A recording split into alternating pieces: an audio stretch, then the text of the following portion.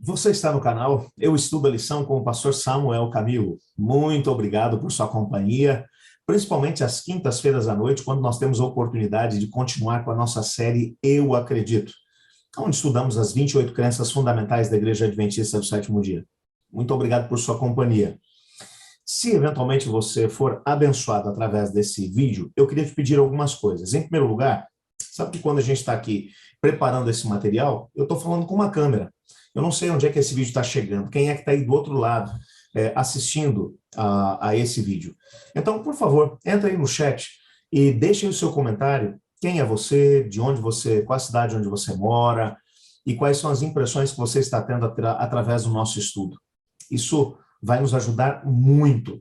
Ao mesmo tempo, compartilhe esse vídeo nas suas redes sociais, com seus amigos, para que nós tenhamos aí a oportunidade de poder alcançar mais pessoas. Deixa também o seu like. Quando você faz essas ações que a gente está pedindo, o YouTube entende que esse vídeo é relevante e vai colocá-lo à disposição de mais pessoas e mais gente vai ser alcançada com a mensagem da palavra de Deus. Ok?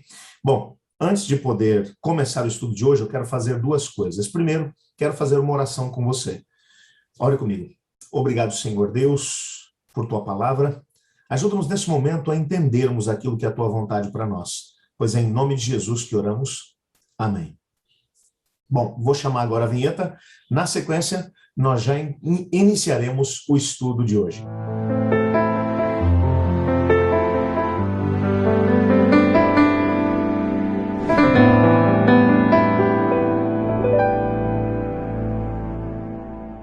Nós estamos de volta com a nossa série Eu Acredito.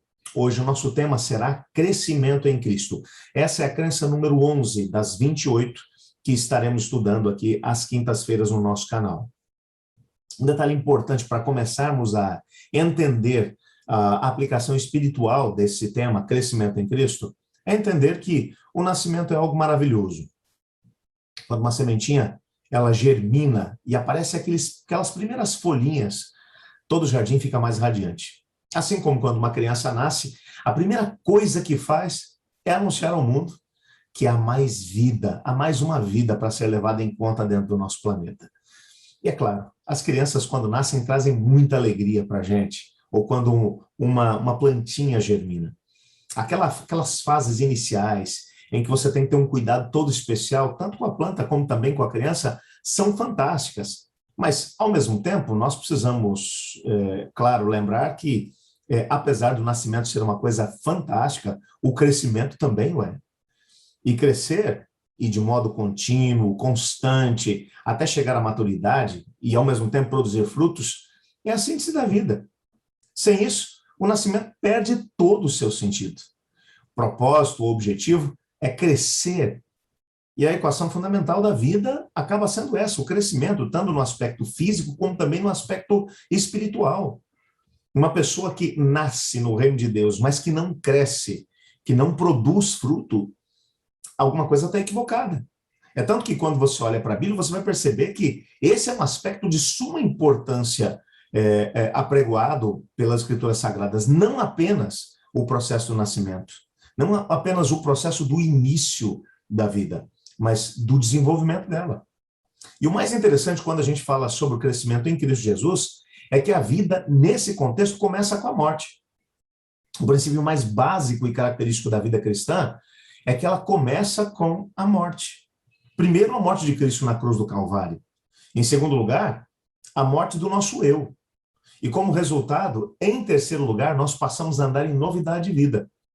Sem que esses três elementos sejam levados em consideração, o crescimento em Cristo não vai acontecer. Portanto, tudo começa com a morte de Cristo Jesus. Quando eu entendo o significado da morte dele na cruz do Calvário, como nós vimos no nosso último estudo, nós permitimos que a nossa vida seja colocada nas mãos do Senhor Jesus. E uma vez que isso aconteça, nós também morremos para a velha vida e nascemos para uma nova vida em Cristo Jesus. E então passamos a viver em novidade de vida. Portanto, antes da vida, no aspecto cristão, é necessário a morte. Portanto, a vida, de certa forma, começa com a morte. Há um texto que eu quero ler com você aqui, para poder comprovar exatamente isso, que é 1 João capítulo 1, verso 7. 1 João capítulo 1, verso 7, que diz assim: mas se vivemos na luz, como Deus está na luz, temos comunhão uns com os outros. E o sangue de Jesus, seu Filho, nos purifica de todo o pecado. A cruz, portanto, ela está no centro do plano divino da salvação. Sem ela, Satanás e as forças demoníacas não teriam sido derrotados. O problema do pecado não teria sido resolvido. E a morte não seria vencida. É exatamente por isso que, nesse texto, o João vai dizer para a gente que se nós vivemos na luz, como Deus está na luz, então nós temos comunhão uns com os outros, e o sangue de Cristo Jesus nos purifica do pecado. Todo esse processo de vitória vai começar exatamente na cruz de Cristo. Por isso, hoje, eu escolhi como tema de fundo a cruz. Se você der uma olhada aí no fundo que eu escolhi para poder trabalhar aqui em cima dele, foi o aspecto da cruz, porque a cruz é fundamental para todo esse processo. Sem a cruz de Cristo Jesus, nós não teríamos a mínima possibilidade de ser salvos. E quando a gente fala sobre a vida começando com a morte, nós precisamos nos lembrar de um aspecto que é muito apregoado, principalmente pelo apóstolo Paulo, sobre a importância da cruz, sobre o que aconteceu na cruz. Lá em Colossenses, no capítulo 2, versos 13 a 15, Paulo diz assim: vocês estavam mortos por causa dos seus pecados e da incircuncisão da sua natureza humana. Então Deus lhes deu vida com Cristo, pois perdoou todos os nossos pecados. Ele cancelou o registro de acusações contra nós, removendo e pregando na cruz. Desse modo, desarmou os governantes e as autoridades espirituais e os envergonhou publicamente ao vencê-lo na cruz. A sequência que é descrita aqui pelo apóstolo Paulo na carta aos Colossenses é notável. Primeiro, Cristo desarmou os principados e as potestades do mal. Ele, na cruz do Calvário, essa imagem é uma imagem que é trazida do mundo das batalhas romanas, quando um grande general alcançava a vitória sobre uma outra nação, a primeira coisa que ele fazia era, num espetáculo público de humilhação, ele começava a tirar as partes da armadura do líder que havia sido vencido. Tirava primeiro as suas armas e depois a sua armadura. O indivíduo ficava completamente nu. Era um gesto de exposição pública para poder dizer: esse indivíduo não tem mais poder nenhum, esse poder lhe foi tirado. Paulo está pegando essa mesma ideia para poder dizer que na cruz Cristo desarmou os principados e as potestades do mal. E mais, a cruz fez de Satanás e os seus seguidores um espetáculo público perante o universo. A ideia é exatamente essa. Ele desarmou, ele tirou a autoridade, o poder que estava nas mãos do inimigo, porque ele se autodenominava o príncipe desse mundo. E nessa perspectiva, a cruz assegurou a vitória final sobre Satanás, bem como sobre o pecado e sobre a morte. Então, nós não podemos falar sobre a vitória que nós podemos ter, ou a vida que nós podemos ter em Cristo Jesus, sem mencionarmos a morte dele na cruz do Calvário. Segundo aos Coríntios capítulo 5, verso 19, traz também uma verdade muito importante. Vamos dar uma olhada nesse texto? Segundo aos Coríntios capítulo 5, verso 19, que diz assim: pois em Cristo Deus estava reconciliando consigo o mundo, não levando mais em conta os pecados das pessoas, e ele nos deu essa mensagem maravilhosa de reconciliação. O sangue de Jesus, portanto, é a garantia para o perdão dos pecados e a semente de uma nova vida com potencial para crescer. Um dos primeiros aspectos da vida de crescimento em Cristo Jesus é a reconciliação. A cruz é um instrumento de Deus para efetuar a reconciliação do ser humano com ele mesmo. Então, veja, na cruz do Calvário, a humanidade que estava completamente separada de Deus, Isaías capítulo 59, verso 2, vai mencionar que o pecado levantou um muro de separação entre Deus e o homem. Agora, com Cristo na cruz, com a morte de Cristo na cruz, a reconciliação foi total e completa da humanidade para com Deus. Havia agora um caminho aberto para que o homem pudesse agora ter acesso a Deus, sem que esse pecado, como uma muralha, separasse o homem de Deus. Portanto, essa semente de vitória, de vida que é colocada no ser humano através da cruz de Cristo Jesus, ela deve germinar, brotar, crescer, se desenvolver e produzir fruto. Nessa perspectiva, quando pensamos sobre a morte de Cristo, nós precisamos levar em consideração que, após o processo de reconciliação com Deus, segue-se imediatamente a segunda fase do processo o processo redentivo, que é a reconciliação com as pessoas. Uma das belas apresentações da cruz une pessoas das mais variadas origens em torno dela, em torno da cruz. Portanto, a cruz é um marco inicial da vitória de Cristo sobre Satanás e sobre o pecado, e, consequentemente, da nova vida em Cristo. Quando pensamos na cruz literal de Cristo Jesus, aquela cruz na qual ele foi pregado, no entorno da cruz, muitas pessoas de etnias completamente diferentes estavam por ali e foram atraídas a Cristo. Cristo mencionou que quando ele fosse levantado da terra, ele atrairia todos a ele. Junto da cruz estava lá, portanto, um centurião romano, que depois de ter visto todos os sinais que se seguiram, tanto o terremoto, como ao mesmo tempo o eclipse que acabou acontecendo no momento da morte de Cristo Jesus na cruz, ele declarou, verdadeiramente, esse homem era filho de Deus. Em torno da cruz estava também Simão, o Cirineu, do norte da África, outro continente, portanto. O romano estava representando ali a Europa. Agora, representando a própria África, estava ali o Simão Cirineu, que carregou a cruz do Senhor Jesus, teve esse privilégio. Seus filhos já eram discípulos de Jesus, mas ele ali também se tornou discípulo de Cristo. Estava ali também alguns indivíduos como o próprio Nicodemos e José de Arimateia, dois homens muito importantes, judeus, ali daquela região do Médio Oriente, que, apesar de terem conhecido muito sobre Jesus, não o tinham reconhecido como o Senhor. Mas no momento da sua morte, eles tiveram a coragem de ir até Pilatos e pedir o corpo de Jesus. Assim como de forma literal, junto da cruz, nós encontramos ali Jesus agregando pessoas a si mesmo. A cruz de Cristo Jesus, ela também nos aproxima uns dos outros. Esse processo de reconciliação, não apenas com Cristo Jesus, mas também com aqueles que estão à nossa volta. E aqui entra o aspecto da igreja. A igreja é um local onde aqueles que tiveram a oportunidade de poder se encontrar com Cristo Jesus, agora se unem. Para quê? Para que um possa dar força para o outro enquanto caminham até o desfecho final do pecado, da dor e do sofrimento. Nessa perspectiva, a morte do eu tem que acontecer. Há dois textos que aparecem aqui, o primeiro deles é em Gálatas capítulo 2, versos 20 e 21. Dá uma olhada comigo nesse texto. Gálatas 2, versos 20 e 21. O texto diz: fui crucificado com Cristo, assim já não sou eu quem vive, mas Cristo vive em mim. Portanto, vivo nesse corpo terreno pela fé no Filho de Deus, que me amou e se entregou por mim. Não considero a graça de Deus algo sem sentido, pois se a obediência à lei nos tornasse justos diante de Deus, não haveria necessidade alguma de Cristo morrer. Nessa perspectiva, um segundo aspecto importante para o nascimento e crescimento cristão é exatamente a morte para o velho eu. O apóstolo Paulo aqui vai dizer de forma clara: eu fui crucificado com Cristo. Quando nós nos entregamos a Cristo Jesus e passamos pela experiência do batismo cristão, e nós vamos falar sobre ele mais adiante, nós morremos por uma velha vida e somos crucificados com Cristo Jesus. A nossa velha natureza, aquela tendência que nos empurra para o mal, ela é crucificada com Cristo.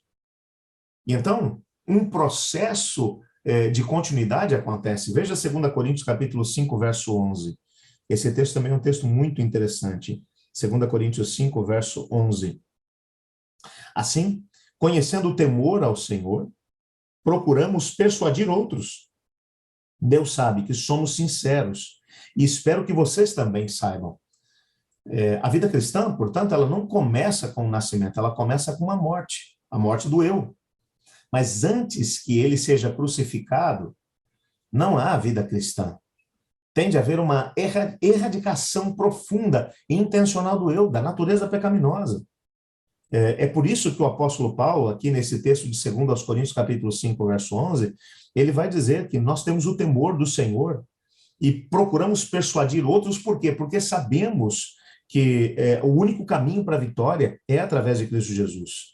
E Deus sabe que nós somos sinceros e espera que nós sejamos também sinceros nesse processo. Esse processo de entrega a Cristo Jesus, de doação para com a sua própria causa, é, de certa forma, o momento em que o nosso eu, ele passa agora a ser também mortificado. E nessa perspectiva, nós temos a oportunidade de poder viver uma novidade de vida. E em terceiro lugar, um terceiro aspecto que vai aparecer aqui do crescimento em Cristo é que nós podemos viver em novidade de vida. Um dos maiores enganos religiosos que nós podemos ver hoje em dia é quando algumas pessoas afirmam que a salvação é um dom gratuito de Deus e que esse é o ponto final da história. Mas não é assim. De fato, a graça, ela não custa nada para nós, mas custou a vida do Filho de Deus. Nada nós temos que dar em troca da graça. Mas isso não significa que a graça é barata. E quando nós falamos sobre graça barata, nós estamos falando de um tipo de graça, como as palavras de Bonhoeffer, que foi um grande teólogo alemão que acabou morrendo durante a Segunda Guerra Mundial. Ele escreveu assim: graça barata é pregar perdão sem exigir arrependimento, batismo sem disciplina da igreja, comunhão sem preparação, absolvição sem confissão pessoal. Graça barata é a graça sem discipulado, sem cruz, sem Jesus vivo e encarnado. Nas palavras de Bonhoeffer, uma pessoa, quando se entrega a Cristo Jesus e nasce para uma nova vida, ela passa por um processo de crescimento. Ele recebe o perdão, é claro que sim, mas esse perdão acaba sendo o fruto do arrependimento. O batismo acontece, mas o indivíduo agora se submete também a um crescimento dentro da comunidade, que é a igreja. A comunhão com Cristo Jesus, ela é uma preparação para algo maior. A absolvição dos nossos pecados, ela acontece pela confissão pessoal desses mesmos pecados. Então, na perspectiva dele, graça barata é essa graça sem discipulado, sem seguir a Cristo Jesus, sem a cruz, sem Jesus Cristo. Quando nós entregamos a Jesus, tem que haver uma mudança de vida. E é essa mudança de vida que é a maior garantia de que realmente o processo de novo nascimento aconteceu. Crescer em Cristo é, portanto, um crescimento em maturidade, para que dia a dia nós possamos refletir a vontade de Cristo e andar nos seus caminhos. Isso é fantástico. Mas quais são os sinais dessa maturidade e os indicativos do crescimento continuado? Sem a pretensão de podermos aqui esgotar a lista, ou uma lista de indícios de que uma pessoa está num processo de crescimento, nós vamos dar uma olhada aqui em 7 sinais de que uma pessoa realmente está crescendo em Cristo Jesus. Vamos dar uma olhada neles. O primeiro sinal do crescimento em Cristo é uma vida dependente de Deus, do Deus Espírito Santo, da terceira pessoa da Trindade Divina. O livro das Atuas Nações, na página 173, fala sobre isso. Quando o Espírito de Deus toma posse do coração, transforma a vida.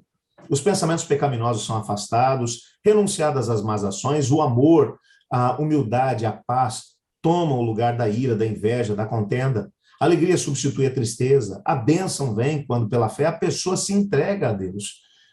O que acaba acontecendo é que no momento em que a pessoa se entregou a Jesus, entendeu o que ele fez na cruz do Calvário, então ela passa por um processo de adoção em relação a Deus o Pai. E Deus o Pai envia o seu Espírito para poder morar dentro de nós. A partir desse momento, um processo de transformação da vida tem que acontecer. Então, uma das evidências de que nós estamos no crescimento em Cristo é a evidência de que o Espírito de Deus está agindo em nós. E isso é bíblico. Tem 2 textos que vão falar sobre isso. O primeiro deles é Gálatas, no capítulo 5, versos 19. Vamos dar uma olhada aqui. Gálatas 5, versos 19 a 21. O texto diz assim: quando seguem os desejos da natureza humana, os resultados são extremamente claros: imoralidade sexual, impureza, sensualidade, idolatria, feitiçaria, hostilidade, discórdia, ciúmes, acessos de raiva, ambição egoísta, dissensões, divisão, inveja, bebedeira, feitiçarias, festanças desregradas e outros pecados semelhantes. Repito o que disse antes: quem pratica essas coisas não herdará o reino de Deus. E, por outro lado, Gálatas 5, versos 22 e 23, mostra aqui agora, esses daqui de Gálatas 5, versos 19 a 21, são os frutos da carne. Aquilo que acaba acontecendo conosco quando nós deixamos que os nossos desejos pecaminosos tenham lugar na nossa vida. E por isso Paulo vai descrever essa vida orientada pelo Espírito Santo como aquela que acaba crescendo e amadurecendo espiritualmente. essa maturação, ela leva a rejeitar essas obras da carne, mas ao mesmo tempo a abraçar e produzir o fruto do Espírito. Qual é o fruto do Espírito? Continua a leitura, os versos 22 e 23. Mas o Espírito produz esse fruto: amor, alegria, paz, paciência, amabilidade, bondade, fidelidade, mansidão e domínio próprio. Não há lei contra essas coisas. Esse texto aqui é um texto fantástico, porque, por um lado, você tem aquilo que é o fruto da carne, aquilo que está dentro de nós. Já nascemos com a tendência para essas coisas todas. Imoralidade sexual, impureza, sensualidade, idolatria, feitiçaria, hostilidade, discórdia, ciúmes, acesso de raiva, ambições egoístas, dissensões, divisões, inveja, bebedeira, festanças desregradas e outros pecados semelhantes. Aí, quando o Espírito Santo passa a morar dentro de nós, aí vem o fruto do Espírito: amor, alegria, paz, paciência, amabilidade, bondade, fidelidade, mansidão, domínio próprio. Você percebe? Essa mudança só é possível na vida do crente quando ele segue esse primeiro aspecto da evidência do crescimento em Cristo. É o Espírito de Deus vivendo dentro da pessoa. Mas um segundo aspecto, uma segunda evidência de que a pessoa realmente está num processo de crescimento em Cristo é uma vida de amor e, ao mesmo tempo, de unidade. Veja, a vida cristã é uma vida de unidade, uma vida reconciliada com Deus e também reconciliada com as pessoas que nos cercam. À medida que uma pessoa cresce e amadurece dentro do reino de Deus, a gloriosa verdade da reconciliação, do amor e da unidade brilha mais e mais, tanto sobre essa pessoa quanto também sobre o conjunto das pessoas que vivem a vida cristã. Um dos indícios de que o indivíduo nasceu de novo e está num processo de crescimento é que ele vive a ideia da unidade cristã. Nenhum ser humano é uma ilha, na vida cristã também não é assim. A salvação individual, mas uma vez que eu passo por esse processo de salvação, eu tenho a oportunidade de poder ser agora parte do corpo de Cristo, que é a igreja. E quando eu demonstro amor e, ao mesmo tempo, união com outras pessoas, eu estou dando indícios de que estou num processo de crescimento. Mas uma terceira evidência aqui de que, aliás, ainda dentro dessa segunda, do amor e da unidade, o livro das Atos das Nações, na página 503, fala sobre isso. Cristo mostrou que nosso próximo não quer dizer simplesmente alguém de nossa igreja ou de nossa fé. Não tem que ver com distinção de raça, cor ou classe. Nosso próximo é todo aquele que necessita do nosso auxílio. Nosso próximo é todo aquele que é prioridade de Deus. Então, nós vamos ter agora, no momento em que passamos por uma experiência de novo nascimento e estamos em crescimento cristão, nós vamos demonstrar amor para com o nosso próximo. Aí sim, uma terceira evidência de que o indivíduo está num processo de crescimento. É uma vida de estudo da palavra de Deus. Há um texto que eu quero ler com você, que é 2 Timóteo 3, versos 16 e 17. 2 Timóteo 3, versos 16 e 17, onde Paulo diz assim: toda a escritura é inspirada por Deus e útil para nos ensinar o que é verdadeiro e para nos fazer perceber o que não está em ordem em nossa vida. Ela nos corrige quando erramos e nos ensina a fazer o que é certo. Deus a usa para preparar e capacitar o seu povo para toda boa obra. Maravilhoso esse texto. E quando nós pensamos na Bíblia, nós temos que lembrar que o alimento é fator essencial para o crescimento. A manutenção de qualquer organismo vivo requer adequada e constante nutrição. O mesmo ocorre com o crescimento espiritual. Mas aonde encontraremos o nosso alimento espiritual? Basicamente em duas fontes: constante comunhão com Deus através do estudo da sua palavra e através de uma vida de oração. Então, nesse primeiro texto, nós vimos aqui a importância da comunhão através do estudo da Bíblia. Se você não estuda a Bíblia, há uma grande chance de você não conseguir passar por uma experiência de crescimento. O crescimento, ele só acontece quando você tem a oportunidade de poder ter uma boa nutrição. Mas dá uma olhada aqui em Efésios capítulo 6, verso 18. Orem no Espírito em todos os momentos e ocasiões, permaneçam atentos e sejam persistentes em suas orações por todo o povo santo. Se a palavra de Deus é o pão que vai alimentar a nossa espiritualidade, a oração é a respiração que a mantém viva. Paulo chegou a listar 6 princípios fundamentais sobre oração nesse texto de Efésios 6:18 que a gente leu. Ele vai dizer: ore sempre, ore com súplica no Espírito Santo, ore no Espírito, ore vigiando, ore com perseverança, ore por todos os santos. Quando você faz da oração um complemento ao estudo da palavra de Deus, então você tem a oportunidade de poder passar pela experiência de crescimento. Veja esse texto dos Testemunhos para a Igreja, volume 2, na página 313. A oração é um dos mais essenciais deveres. Sem ela, você não pode manter-se no caminho cristão. Ela eleva, fortalece e enobrece. É a alma falando com Deus. É a oportunidade de colocar sua alma em contato com Deus. É uma coisa fantástica aquilo que pode acontecer. E, por outro lado, o prejuízo de não viver a experiência do estudo da palavra e da oração é uma tragédia na vida cristã. Bom, um quarto elemento aqui é uma vida de produção de frutos. Mateus capítulo 1, verso 20, vai trabalhar essa mesma ideia. Se você quer dar uma olhada ali, esse texto aqui é um texto muito interessante. Mateus 1, verso 20.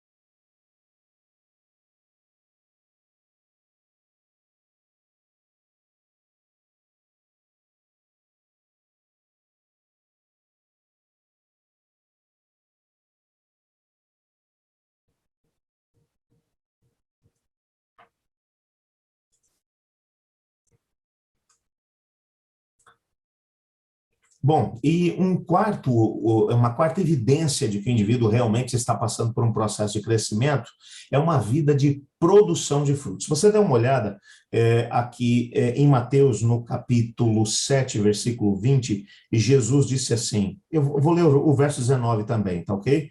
Toda árvore que não produz bom fruto é cortada e lançada ao fogo. Portanto, é possível identificar a pessoa pelos seus frutos.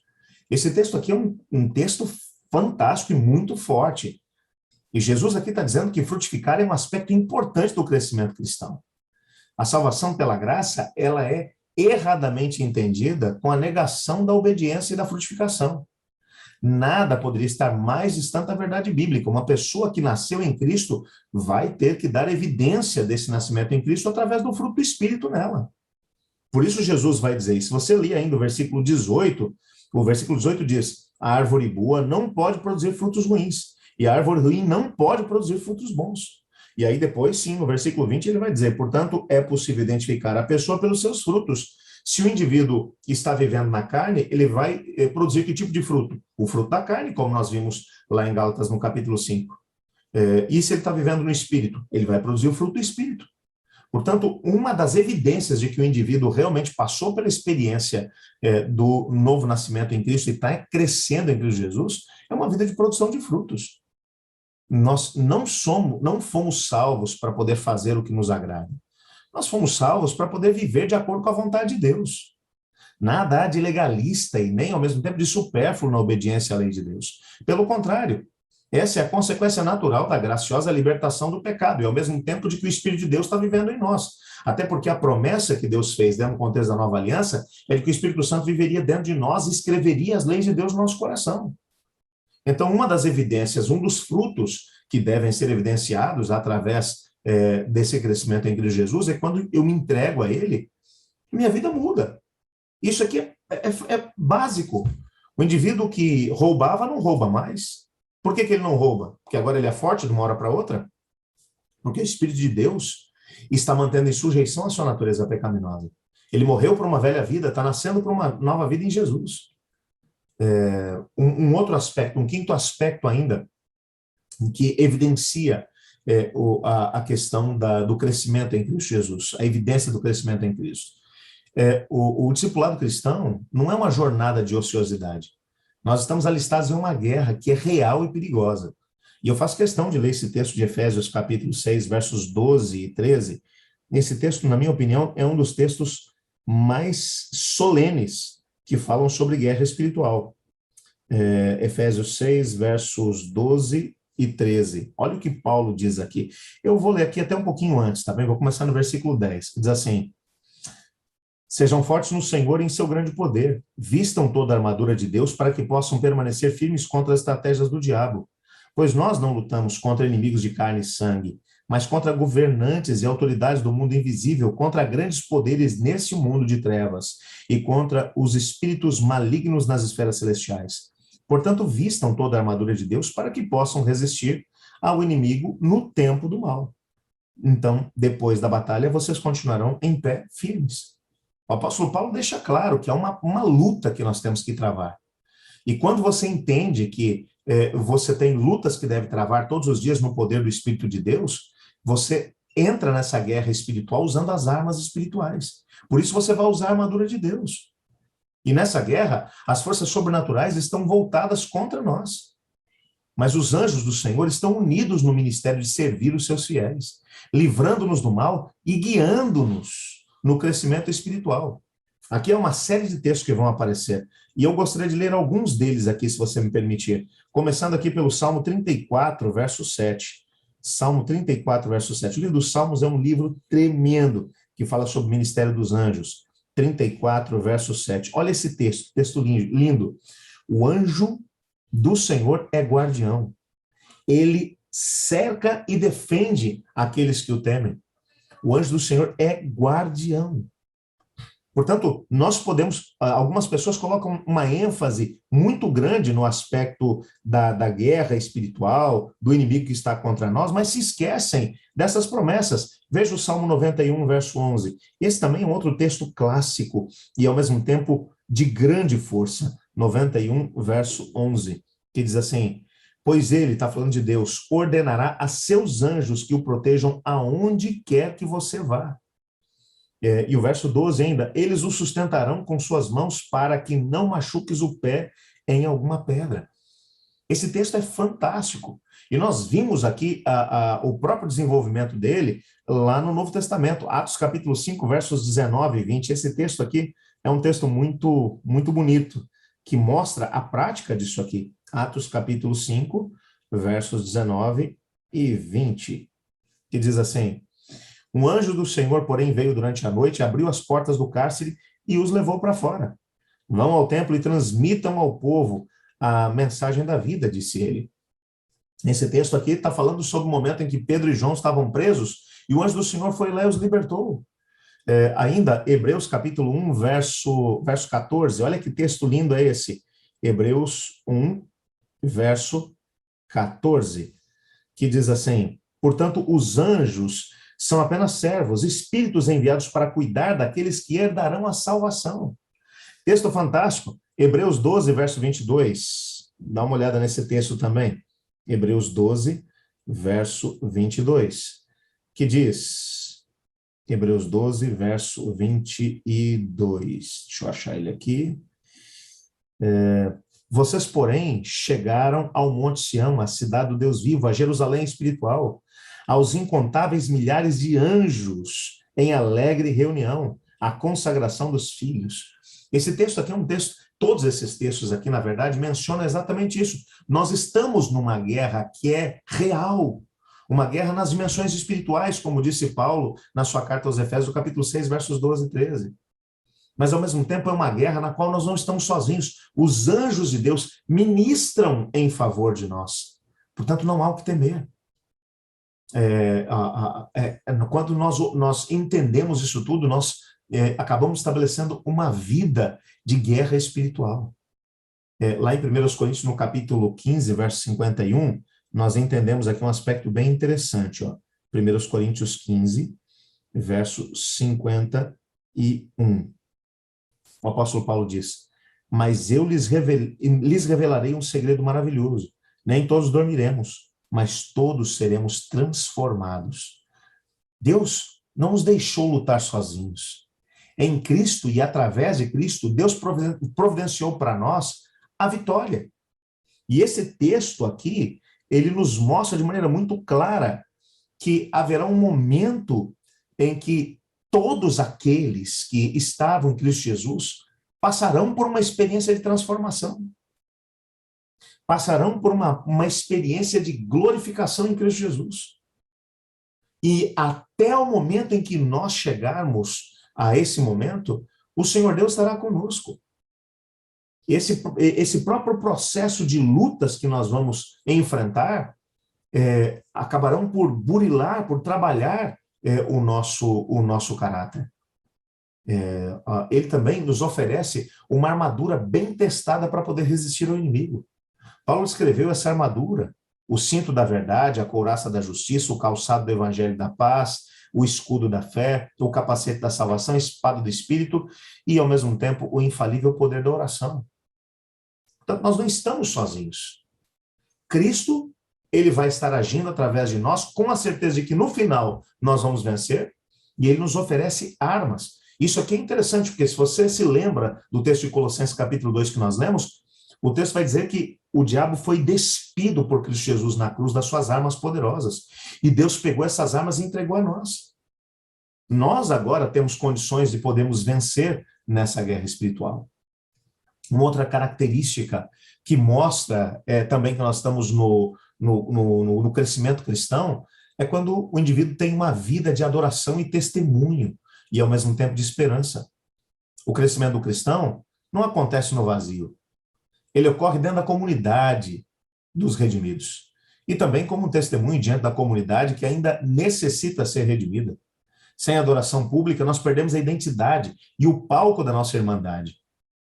E é nessa comunidade, através do relacionamento interpessoal com os demais, que nós crescemos e nos tornamos amadurecidos. Aqui, obviamente, que nós estamos falando da igreja. Veja Hebreus capítulo 10, versos 24 e 25. Hebreus 10, versos 24 e 25. Hebreus 10, 24 e 25. Pensemos em como nos motivar uns aos outros na prática do amor e das boas obras. E não deixemos de nos reunir, como fazem alguns, mas encorajemo-nos mutuamente, sobretudo agora que o dia está próximo. O autor da carta aos Hebreus, ele vai mencionar que nós devemos encontrar meios para poder praticar o amor e as boas obras, para motivar uns aos outros para isso, e não deixemos de nos reunir. A reunião aqui obviamente que ele está falando aqui da igreja. A igreja não salva as pessoas, quem salva as pessoas é Cristo Jesus. Mas uma vez que passamos pela experiência da salvação em Cristo, nós vamos nos reunir com os demais crentes, para que juntos nós tenhamos a oportunidade de continuar crescendo e encorajando uns aos outros para que permaneçamos firmes no caminho de Cristo, como disse o autor da carta aos Hebreus. Sobretudo agora que o dia está próximo. Que dia é esse? O dia do retorno de Jesus.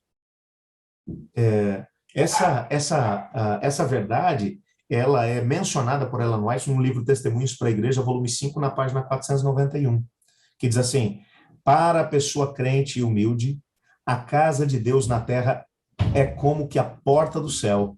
Os cânticos de louvor, a oração, a palavra ministrada pelos embaixadores do Senhor são os meios que Deus proveu para preparar um povo para a Assembleia lá do alto. Que texto lindo é esse? Ela está dizendo aqui que a igreja foi dada para os crentes na terra para que, através de todo o processo daquilo que ali acontece, os cânticos de louvor, da oração, a palavra ministrada, são um meio que Deus proveu para preparar-nos para viver na Assembleia Celestial, com Deus, quando Cristo Jesus aqui voltar. Portanto, é de suma importância o aspecto da igreja. Então, se eu puder aqui voltar atrás, eu vou retornar aqui um pouquinho para poder ver com você aqui os 7 aspectos de novo aqui. Vamos lá. Quais são os sinais de crescimento em Cristo Jesus? Primeiro, uma vida dependente do Espírito Santo. Quando nós nascemos para o reino de Deus, nós temos que deixar que o Espírito Santo viva em nós. Uma vida de amor e de unidade, ainda assim, uma vida de estudo da palavra de Deus, uma vida de oração, mais do que isso, uma vida de produção de frutos, uma vida de guerra espiritual, na certeza de que, apesar de vivermos em guerra, nós venceremos. Uma vida de adoração e testemunho e esperança. Nós podemos ter a certeza de que em Cristo Jesus, muito em breve, estaremos juntos lá no céu, mas até que esse dia aconteça, nós estamos juntos aqui na terra. E essas são evidências de que nós estamos num processo de crescimento em Cristo Jesus. É bem natural que algumas pessoas talvez tenham dificuldade de poder se firmar num ou no outro aspecto como esses. Mas o que nós podemos ter aqui, a plena certeza, é de que em Cristo Jesus, nós temos a oportunidade de passar por uma experiência de crescimento.